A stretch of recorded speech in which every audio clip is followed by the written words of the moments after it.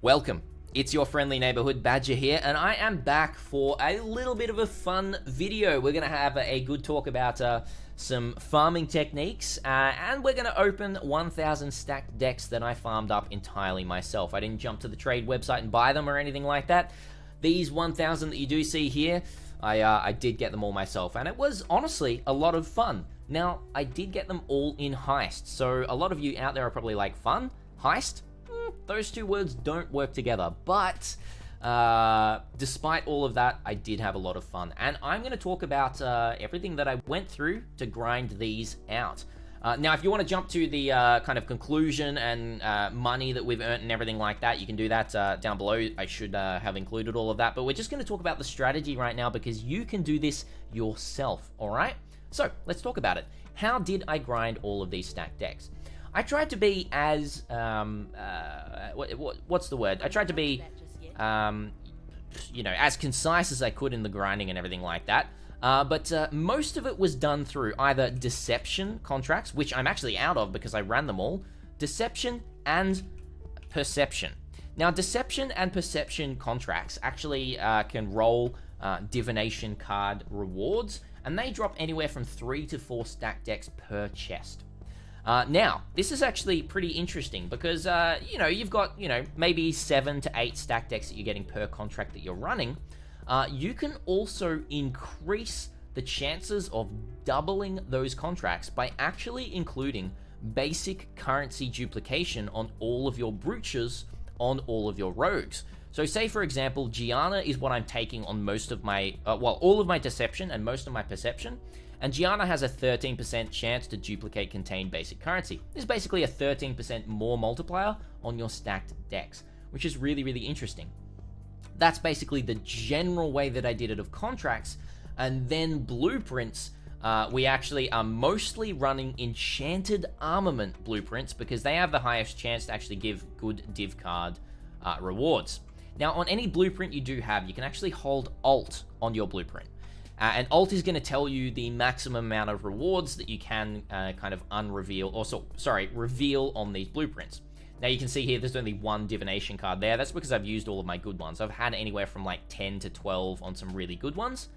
But you can either buy all of these yourself on the market. I think Deception contracts are around about 10 chaos each. And Perception is around about 8 chaos each. And then the blueprints, they range. Now, I actually farmed these all myself. Now, how did I do this? I've got a little bit of another video on Heist in general, but I actually farmed in Lyra Arthane using Secret Stash and Inside Job, and then running all of my Lyra Arthane maps with the Heist map device, the Zana map mod, which costs 6 chaos each, right here. And then that gets you a lot of markers as well, rogue markers back and everything like that. And honestly, all of that was done through grinding maps. Let's say we grind 2 hours of maps, we get like 40 to 60 contracts that we can run, a lot of them being deception or perception. And then we also get some blueprints there as well that we can run as well. If you don't want to do any map running, as I said, you can just buy all the contracts yourself. The last little thing that I will say, just a little bit of an addition, is I really like to run with a Thief's Trinket. You can get better ones, but I like to run with the Thief's Trinket like this for maps of a chance to duplicate contained rogues markers in your maps. So you put that one on, you run your maps, and then you put a different one on here. The one that I've got at the moment is Alteration and Augmentation have a chance to drop as Chaos instead, and then just additional Harbinger or Abyss items there as well. That's basically all that I have to say there. So I'm going to do a bit of a jump cut here. I'm going to do some highlights of all of these stack deck openings, and then at the end we're going to talk about our profit, if we made profit or if we lost money. These stack decks would cost anywhere from 2,000 to 3,000 chaos in total to buy yourself. So this is a 2,000 to 3,000 chaos gamble that we're running right now. So let's jump right into it.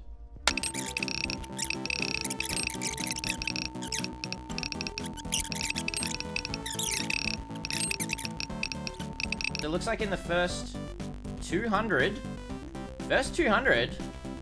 we got like nothing good. actually nothing good. Like volatile, double volatile power, Saints Treasure Hoarder, and Void. Wow, that was pretty bad.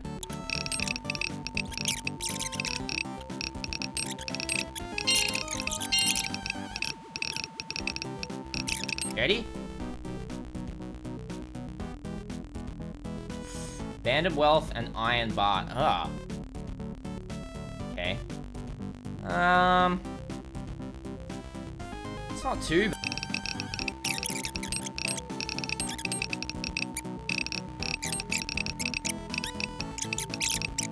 God. I'm not up to that just yet.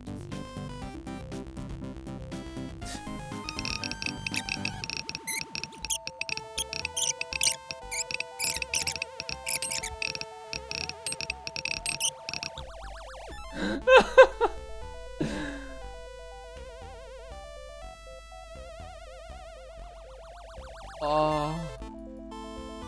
Oh my god, man.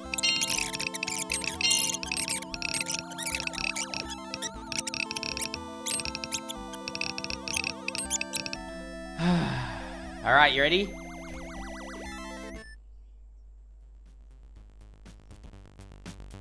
Alright, now you did see a bit of the time lapse there. We are finally at the time to talk about the profits, or lack thereof, as I should say. As you may have seen, there wasn't really anything of note that did actually drop from all of that. Look, there were a few cards. Let's jump to Exilence next, shall we? There were a few cards like a Sucker of the Sinless, which is like Bottled Faith, Winter's Embrace, and Abandoned Wealth, Nook's Crown, Iron Bard, and then, you know, a few Saints Treasures and that sort of thing. But that's literally it. Now, you do see up here, it says a net worth of 1,600. That is completely incorrect, because Exilence Next is basically pricing every single card at a Chaos or higher, and that's just completely incorrect. I would say that we made probably 400 Chaos, maybe 400 to 500 Chaos. Not 400, no, 500 to 600 Chaos, I would say. And a deficit of, 2,000 to 3,000 Chaos. We lost a lot of money on these. I will say that, based on my experience, we did get extremely unlucky. In something like 1,000 decks, you're usually going to break even. You know, maybe lose a little bit or maybe win a little bit, but we really dropped no big cards whatsoever. In 1,000 stack decks, that's very, very, very unlikely. So what I would say, you know, as a takeaway to all of this is, yeah, look, it's a gamble, definitely. I would sell your stack decks, definitely sell them.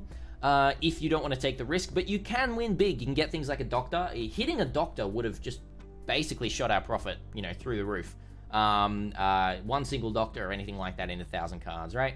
Yeah, it is a gamble. The house always wins, as they do like to say, and as Ludius did say in chat there.